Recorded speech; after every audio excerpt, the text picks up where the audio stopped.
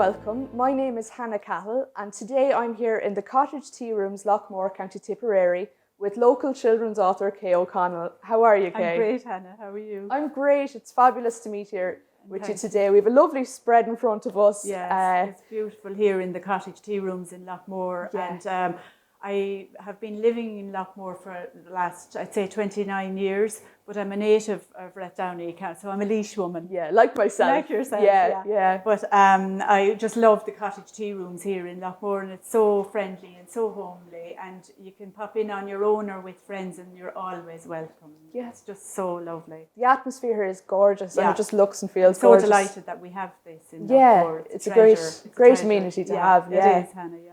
So, you're after recently publishing your second book. My second book, Betty Hen. Betty Hen, yeah. So when did you start writing Betty Hen? Okay, so I published my first book in July of 2019, and I always wanted to continue writing. And very shortly after, I started Betty Hen, and I left it on the long finger, and I dabbled in and out. And then, of course, the lockdown came. And so I think it was the perfect opportunity for me to, okay, what else will I be doing? So I'll get back into this. And I did. And it was just a labour of love. In one sense, I was blessed to have had the time to dedicate to finishing the book. Yeah, I read the book myself, right? And as an adult with younger siblings, right? When I read it, I was actually laughing myself at some of the quips in it. It's brilliantly written. What kind of age group would this book be for? I'd say 5, 6 to about 8. Okay. Maybe 5-year-olds, the parents could read it to them. But I think it would be of interest to that age group as well, because I think all kids love a little farm animal type of story. And even for the older kids, it's escapism. And there's a bit of wit as well. Absolutely. And the illustrations as well are gorgeous. Yes, the illustrations I'm very pleased with. I found an illustrator called Simon Goodway, and he was wonderful to work with, and he very much came up with exactly as how the characters that I had envisaged for the book. So it was just lovely working with him. It was a great experience, yeah. And I mean, the process, like you said you wanted to use your time during lockdown to write, but what was it actually like?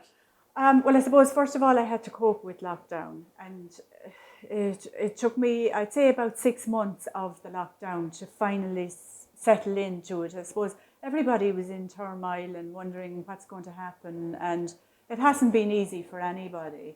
But as the time went on and I settled into it, and I just took it on board and thought, this is what we have to go through now, and this is our lot. And from that point on, I settled in. I thoroughly enjoyed writing. It was my escapism, and I really enjoyed it. It was just so lovely. That's fantastic. Like, when did you realise that you like writing? I'd say I was in primary school, and the teacher used to read us storybooks. Maybe she might start it on a Monday afternoon if we were very good, and she would only get a little bit of it read, so she'd promised to finish it by Friday, and I would wait all week for that story. And the part of the story that she had read to us, I'd continue it in my head, so I always knew that I loved that creative freedom to create the story. And by the time Friday had come around and she'd get to finish the story, sometimes I'd be disappointed, and I'd be saying to the teacher, I remember one particular nun that we had at the time, she was great to read to kids. She was very animated, and she used to bring the characters to life, which was fabulous, I thought. And I would be very disappointed, and she'd say, what's wrong with you, Kay? And I'd say, I wouldn't have finished the story like that. And she'd just laugh, and she'd say, maybe someday you'll have to write your own stories. So that's fantastic. So I always knew I wanted to write. Yeah. Create. And as well, like I said, I read the book, and I think what would you say the main lessons a child could learn from this book are? Well, I suppose friendship. Betty, I'll give you a little quick gist of the story. Betty Hen is a little red hen, and she's young and healthy, and she stops laying eggs. So she is very terrified about her future and what's going to happen. And she knew at the back of her mind that the farmer Bob Stewart, didn't keep hens that didn't lay eggs because it was such a busy and productive farm. So she was in turmoil, really. So Wilbur the sheepdog, which was a very good friend, who was a very good friend of Betty's, relayed the story to her that the master had noticed that Betty wasn't laying any eggs, and she was very nervous because she thought maybe there was safety in numbers, but now she knows that he's noticed, and so she has to put a plan into action. And Wilbur the sheepdog is one of her best friends, and really they worked together, and all the other animals on the farm, and they all helped each other. And I think the main story in the book is to never give up, and everything can be solved. And of course, they lived happily ever after. Yeah, as they should. Yeah. That's a lovely lesson.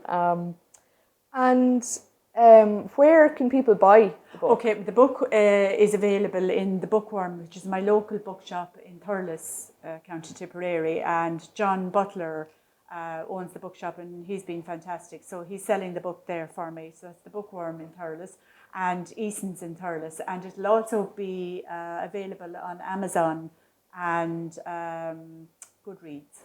That's fantastic. Yeah. And did you find it difficult publishing during a pandemic? Yes, the whole process is it's not easy, and anybody that has written a book will know that.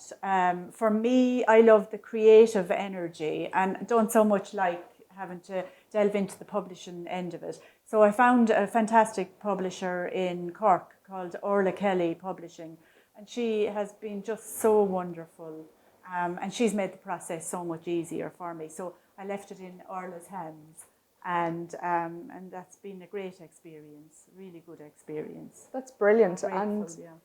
Kay, is there anything you'd like to say to younger writers who might want to write stories themselves? Absolutely. A lot of people had said to me years ago, write about what you know, what you love, what you're passionate about. And unless you do that, really, it's impossible, I feel, to get a story out there that's going to resonate with people.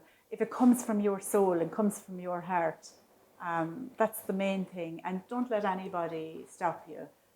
If you're a creative person, just keep at it. Never give up, like Betty.